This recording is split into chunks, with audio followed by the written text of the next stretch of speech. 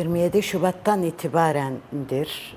Gerçekten çok sıcak bir gündemle her gün karşı karşıyayız.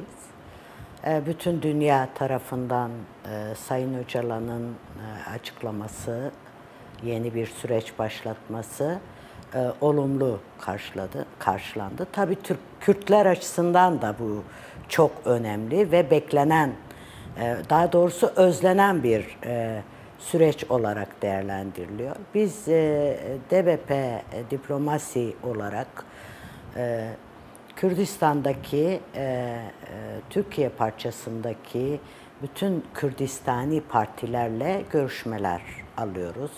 Bu süreci nasıl değerlendirdiklerini konuşuyoruz, görüşmeler yapıyoruz ve genel anlamda bu süreci desteklediklerini ve bu sürece katkı sunmaları gerektiğini söyleyen partiler var. Tabii bu konuda henüz gelmeyen, henüz bu konuda bu süreci kendileri açısından doğru bulmayan iki parti de var.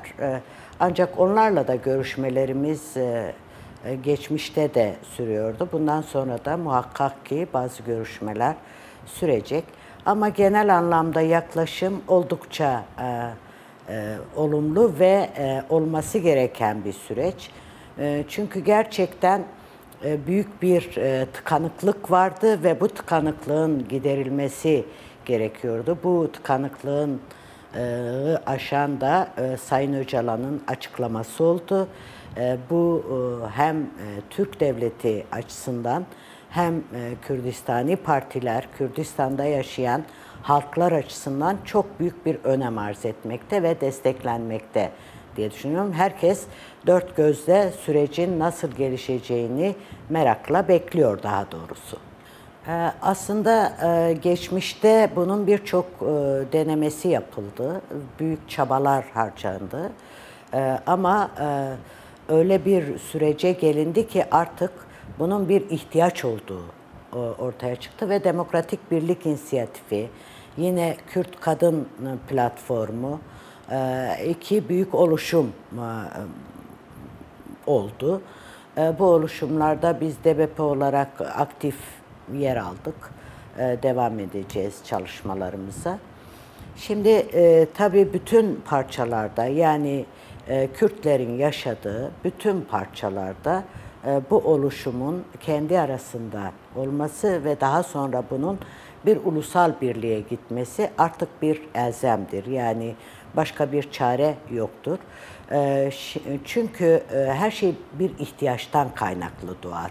Dolayısıyla Kürtlerin birliği de artık bu parçalanmışlığın Kürtlere yaramadığını, ötekileştirilmiş halklara yaramadığını ve bu sürecin Kürtler açısından daha başarılı geçebilmesi için bir birliğe ihtiyaç olduğunu ve bunu da ulusal birliğe kadar gitmesi gerektiği bilinciyle çalışmalar devam ediyor. Olması gerekendir yani.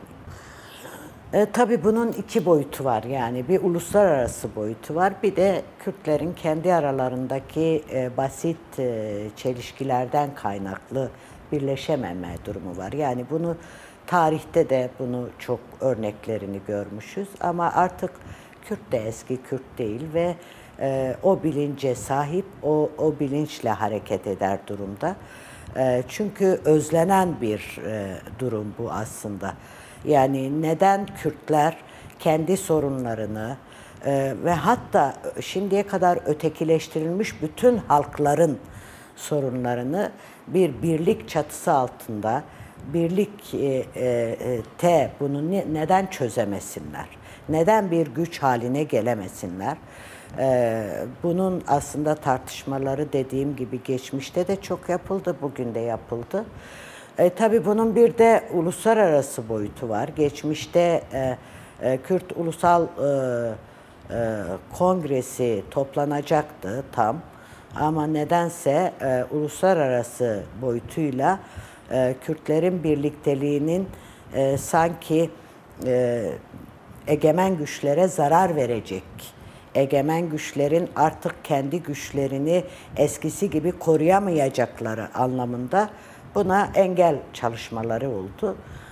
Ama şimdilik artık bu durumun karşısında özellikle Sayın Öcalan'ın çağrısıyla birlikte Sayın Barzani ile Sayın Talabani ile diğer Kürdistani örgütlerle, Kürdistani partilerle ister Başşur'da, ister Bakur'da, ister zaten Rojava'da o çalışmalar var.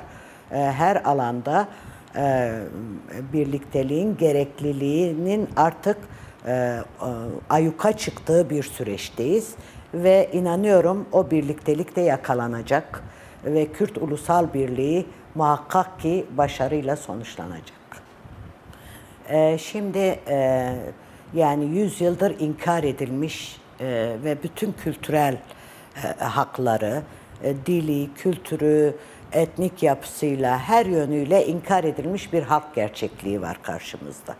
Ve bu inkar edilmekten kaynaklı az önce dediğim gibi bir ihtiyaç gereği artık bunun oluşması gerekiyor.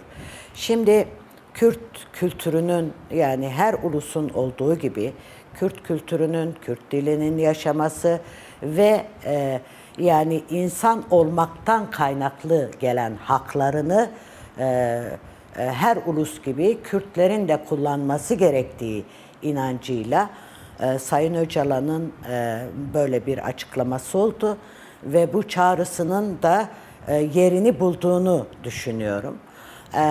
Ve bu çağrının yine aynı zamanda Kürtlerin ortak vatanlarda, ortak bir cumhuriyet altında ama Kürt olarak yani kendi kimliğiyle, kendi özüyle birlikte yaşaması gerektiği bir inancıyla Sayın Öcalan'ın çağrısı yerini buldu diye düşünüyorum. Evet, Sayın Barzani'ye ve Sayın Talabani'ye de mektupları vardı ve bu mektuplarda artık başka güçlerin bizim kendi işimize karışmamaları gerektiği, biz kendi sorunlarımızı kendi birlikteliğimizle çözebileceğimiz bir güce sahip olmamız gerektiğini açıklamıştı. Ben bu konuda başarıya ulaşacak diye düşünüyorum.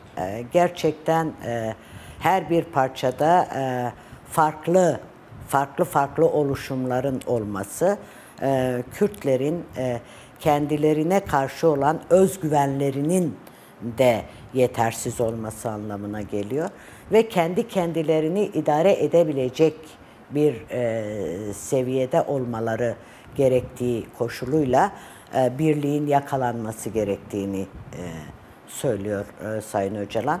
Yani kültür birliğidir, dil birliğidir. Bunların hepsi uzun üzerine çalışılması gereken, uzun çalışmalar var zaten ama daha da geliştirerek çalıştırılması gereken ve gerekirse bütün parçaların ortak bir biçimde mücadelelerini yükseltmeleri gerektiğini düşünüyorum. Şimdi bu sürecin dediğim gibi doğru temelde ilerleyebilmesi ve Kürt sorununun, Kürt meselesinin çözümü noktasında herkesin bu konuda elini taşın altına koyması gerekiyor ve herkesin bu duyarlılıkla yaklaşması gerektiğini düşünüyorum. Çünkü ancak bölgedeki barışın en önemli ayağı Kürt sorununun çözülmesi noktasıdır. Örneğin bugün Rojava'da çok büyük bir mücadele sonucunda orada mümkün olduğu kadar bir statü elde edildi ve bu statünün devam etmesi için oradaki tüm halkların ortak paydada bir araya geldiğini düşünüyoruz. Bunun benzerinin ya da Türkiye'deki koşullarının ona göre uyarlanması sonucunda yine bir Kürt statüsünün olması gerekiyor. Çünkü bu statünün olabilmesi için de olabilmesi varlıkla mümkündür. Varlığını da ancak birlikle elde edebilirsin. Dolayısıyla bu çalışmaların nasıl diyeyim,